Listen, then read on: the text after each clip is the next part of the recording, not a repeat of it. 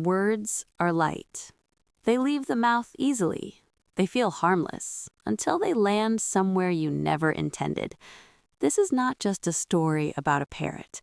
It is about what happens when we speak without understanding the weight of our words. Kiro was known throughout the rainforest for one thing: his voice. Bright green feathers, quick wings, and a sharp beak that rarely stayed silent. While other birds spoke only when necessary, Kiro spoke because he loved the sound of attention. When eyes turned toward him, when others laughed or reacted, his chest felt warm with importance. The forest rewarded loud voices. Messages traveled through birds, and parrots carried them far. Kiro believed that meant he mattered. Below the tall canopies lived two families bound by years of trust: the river beavers and the hill antelopes. The beavers shaped the riverbanks with patience, ensuring water flowed smoothly. The antelopes guarded the hills, watching over paths and open land. They shared resources, protected each other, and believed cooperation was survival. Kiro admired them both, but he never truly listened to their conversations. One afternoon, perched quietly above the river, Kiro overheard part of a discussion between two older birds. One mentioned water levels dropping.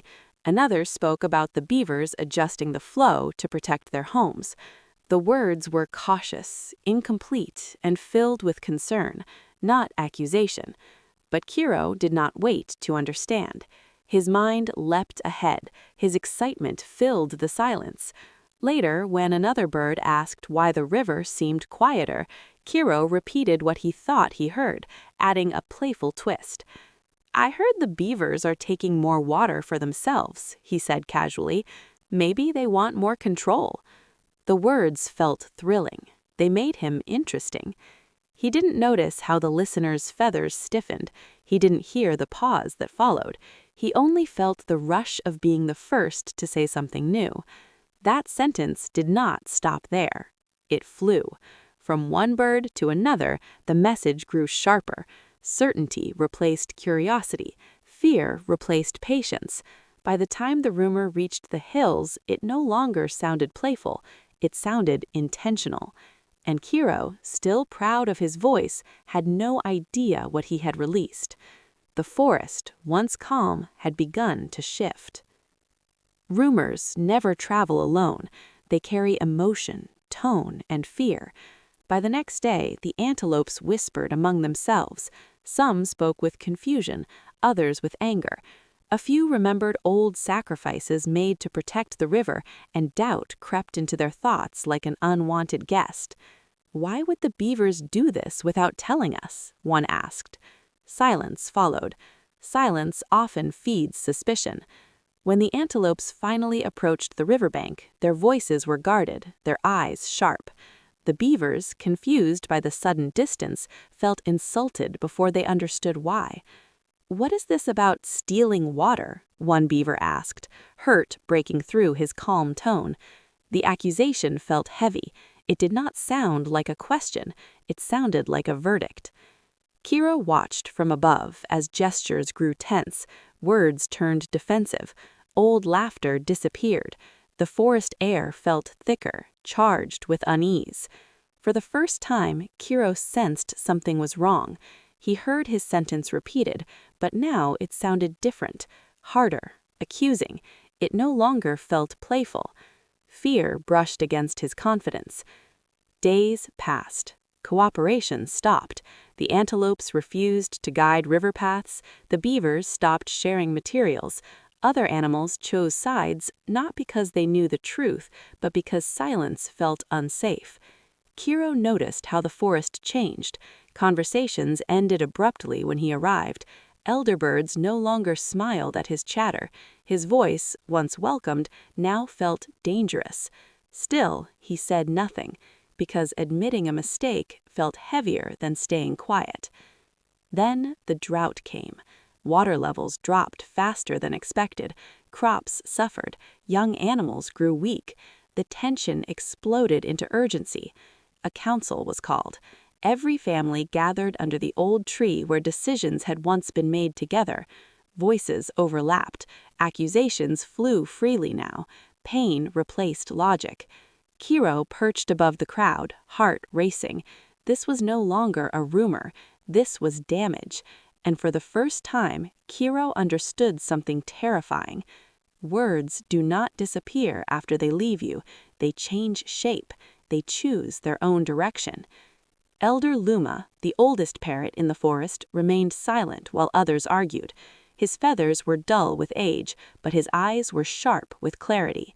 When he finally spoke, the forest quieted. Every fire has a spark, and every lie has a first voice. He asked questions slowly, not to accuse, but to trace. Bird by bird, the story moved backward. Each repetition lost detail, gained emotion, and revealed uncertainty, until finally all eyes turned upward, toward Kiro. Kiro felt his throat tighten, his wings trembled. He wanted to explain, to soften it, to say he never meant harm, but intention could not erase impact. Elder Luma uncovered the truth. The beavers had been redirecting water temporarily to create a shared system that would protect everyone during the dry season, a gift misunderstood and turned into betrayal. Shame pressed heavily on Kiro's chest. He descended slowly and spoke, not loudly this time, but honestly.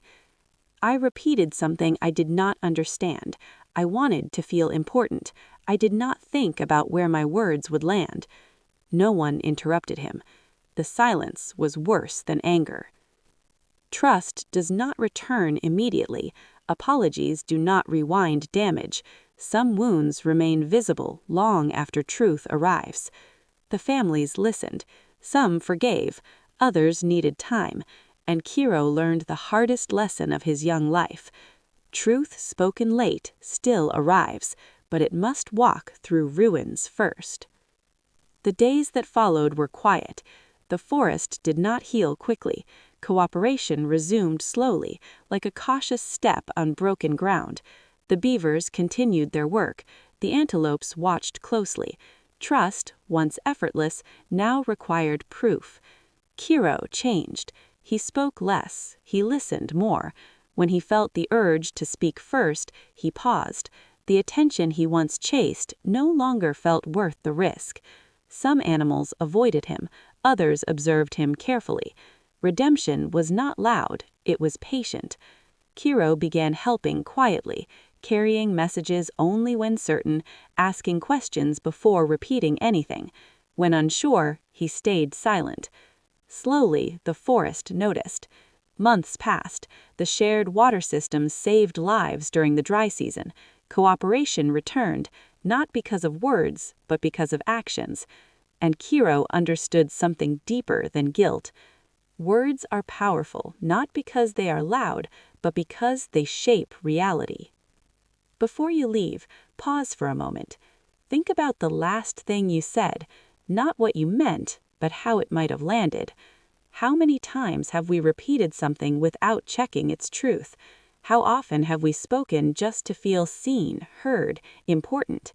Words travel. They shape trust. They break bonds or build them. You may not be a parrot in a forest, but your voice carries just as far. So the next time you speak, ask yourself, is this true? Is it necessary? Is it kind? Because once words are released, they cannot be taken back.